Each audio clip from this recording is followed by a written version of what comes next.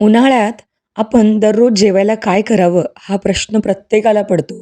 कारण बाहेर खूप गरमी असते आणि असे पदार्थ आपण खायचे टाळतो, जे जास्त मसालेदार असतील किंवा जास्त हॉट असतील. कारण आपल्याला असे पदार्थ खाऊन बॉडीचं टेम्परेचर हे वाढवायचं नसतं. मग अशा वेळी आपण शोध घेत असतो अगदी शरीराला थंडावा देणाऱ्या पदार्थांचा. तर आज आपण अशीच एक रेसिपी घेऊन आलेलो आहोत, जी आहे नाचणीच्या पिठापासून बनवलेली. आता असा पदार्थ आहे, जो की तुम्ही ब्रेकफास्टमध्ये, लंचमध्ये, डिनरमध्ये सुद्धा खाऊ शकता. तर हे आहेत नाचणीचे थालीपीठ.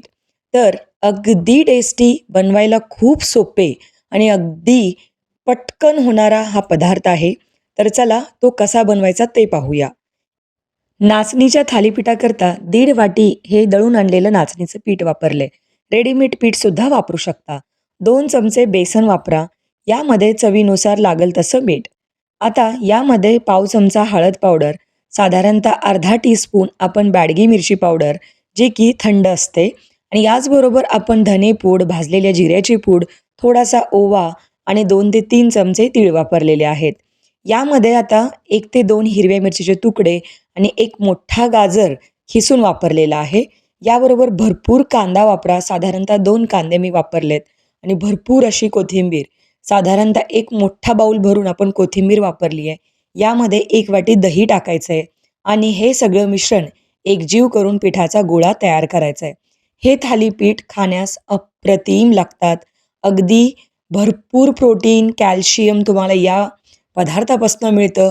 अर्थातच हेल्दी आहेत. त्यामुळं कधीही या पदार्थाचा समावेश तुमच्या रोजच्या डाएटमध्ये ब्रेकफास्ट, लंच, डिनरमध्ये करू शकता आणि पचनासही हलके असतात. आता व्यवस्थित पिठाचा गोळा तयार करून घ्या. अगदी लागल तसं थोडं-थोडं पाणी टाका. एकत्र पाणी टाकलं की मग पीठ थोडंसं सेलसर होऊ शकतं. त्यामुळं आपल्याला थालीपीठ थापता आले पाहिजेत, इतपत हे घट्ट असलं पाहिजे आणि 5 मिनिटं रेस्ट करायला ठेवून द्या. आता मी पारंपरिक पद्धतीने इथे कॉटनच्या रुमालचा वापर केला आहे. तो पाण्यामध्ये, थंड पाण्यामध्ये बुडवून घ्यायचा आणि या कापडावरती आपल्याला थालीपीठ थापून घ्यायचं आहे. आता ही झाली ट्रेडिशनल पद्धत. हल्ली बेकिंग पेपर मिळतात किंवा वेगवेगळे शीट्स मिळतात, ज्यावरती तुम्ही थालीपीठ थापू शकता. पण या प्रकारचे थालीपीठ करत असताना अगदी पातळ केले जातात. हाताने किंवा तळहाताचा वापर करायचा आणि ते थापून घ्यायचं. मराठवाड्यामध्ये हमखास उन्हाळ्यामध्ये दुधीचे थालीपीठ किंवा नाचणीचे थालीपीठ आवर्जून बनवतात. आता हाताला पाणी लावलं की तुम्हाला म्हणेल तेवढं ते पातळ स्प्रेड करता येतं किंवा व्यवस्थित थापून घेता येतं.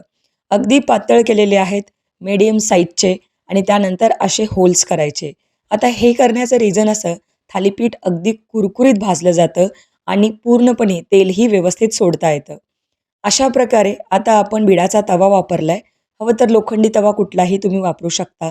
थोडंसं तेल ग्रीस करा आणि त्यानंतर तवा एकदम हॉट झाला किंवा गरम झाला, की मग थालीपीठ टाकून घ्या. अशा पद्धतीने थालीपीठ टाकल्यानंतर अलगदपणे कपडा उचलून घ्या. बघितलं ना, खूप सोपी पद्धत. आता बेकिंग जे काही शीट्स असतात किंवा बेकिंगचे जे काही पेपर्स असतात, त्यावर सुद्धा तुम्ही थापू शकता. पण बऱ्याचदा त्याला तेल लागतं. मग ते तेल कमी जावं म्हणून मी या पद्धतीने कपड्याचाच वापर करते आणि थोडंसं बुडवून घ्या. म्हणजे प्रत्येक वेळी व्यवस्थित तुम्हाला थालीपीठ थापता येतील. आता दुसऱ्या साईडला अजून एक थालीपीठ मी बनवून घेते आणि तव्यावर एक थालीपीठ भाजायला ठेवले, जे की मंद आचेवर आपण भाजत आहोत. त्यामुळं काय होतं, की तुम्हाला इतर एक्स्ट्रा क्रंचीनेससाठी तांदळाचं पीठ वापरावं लागत नाही. अगदी कुरकुरीत थालीपीठ हे असेच तयार होतात.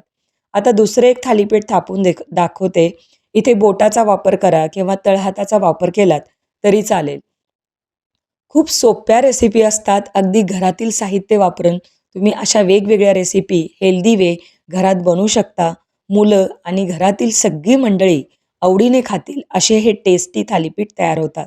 आता यामध्ये भरपूर भाज्या, कांदा, दही, नाचणीचं पीठ हे सगळं तुम्हाला उन्हाळ्यामध्ये खाता येतं. असेच वापरलेले आहेत. हवं तर तुम्ही दुधी वापरू शकता किंवा इतर तुम्हाला जर कुठल्या भाज्या आवडत असतील, त्याही तुम्ही खिसून वापरल्या तरी चालतील. आता दुसरंही थालीपीठ याच पद्धतीने करून घ्या आणि त्याला असे छोटेसे होल करून घ्या. आता पहिलं थालीपीठ पूर्णपणे मंद आचेवर भाजून घेतलंय. दोन्ही साईडने खमंग खरपूस कलर आलेला आहे. आता ताटामध्ये काढून घेते. या पिठामध्ये इतर पिठं मिक्स करायची गरज नाही. बरेच जण म्हणतात की नाचणीच्या पिठाला चिकटपणा नसतो, पण दळून आणलेल्या पिठाला चिकटपणा असतो. रेडीमेड मार्केटमधलं पीठ हे खूप जास्त दिवसाचं असतं, त्यामुळं त्याला चिकटपणा येत नाही. मग अशा वेळी कोमट पाण्याचा वापर करावा. आता दुसरेही थालीपीठ अलगद हाताने व्यवस्थित आपल्याला तव्यावर टाकून घ्यायचंय आणि मंद आचेवर भाजून घ्या.